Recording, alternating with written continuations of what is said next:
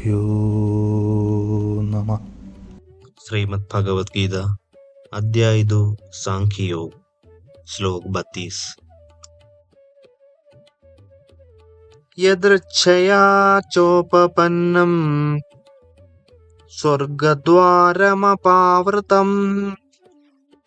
सुखिनः क्षत्रियाः पार्थ लभन्ते युद्धमीदृशम्।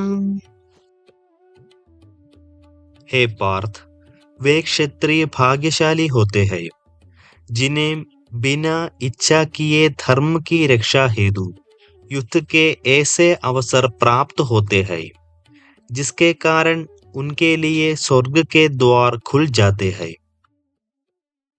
संसार में समाज की रक्षा हेतु सदैव क्षत्रिय वर्ण का होना अनिवार्य होता है। क्षत्रिय वर्ण के धर्म के अनुसार योद्धा का यह धर्म होता है कि वह आवश्यकता पड़ने पर समाज की रक्षा हेतु निडरता पूर्वक अपने प्राणों का बलिदान करने से पीछे न हटे। क्षत्रिय धर्म का पालन करने वाले योद्धाओं से यह अपेक्षा की जाती थी कि वे धर्म की रक्षा के अवसर का अति उत्साह से स्वागत करें, क्योंकि अपने धर्म का पालन करने पर उन्हें इस जीवन और परलोक में भी यश मिलेगा। किसी मनुष्य के द्वारा अपनी वृत्ति के अनुसार कुशलतापूर्वक निर्वहन किया गया कर्तव्य अपने आप में आध्यात्मिक कर्म नहीं है और इसके परिणाम स्वरूप भगवत प्राप्ति नहीं होती।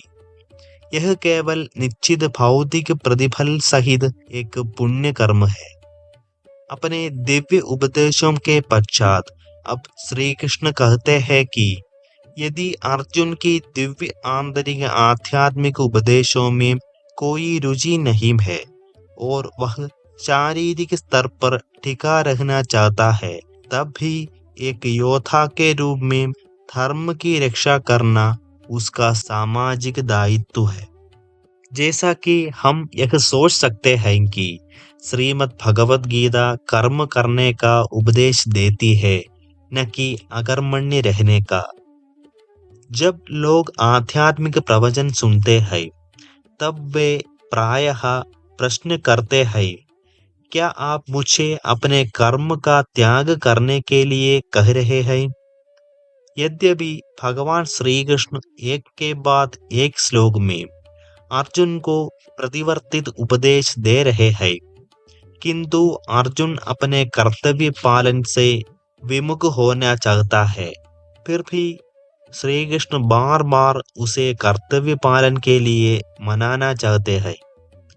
श्री कृष्ण अर्जुन की चेतना में आंतरिक परिवर्तन देखना चाहते हैं, न कि बाह्य दृष्टि से कर्तव्यों का परित्याग करना। अब श्री कृष्ण आगे अर्जुन को कर्तव्य से विमुख होने के परिणामों से अवगत कराते हैं। आगे हम विस्तार से चर्चा करेंगे।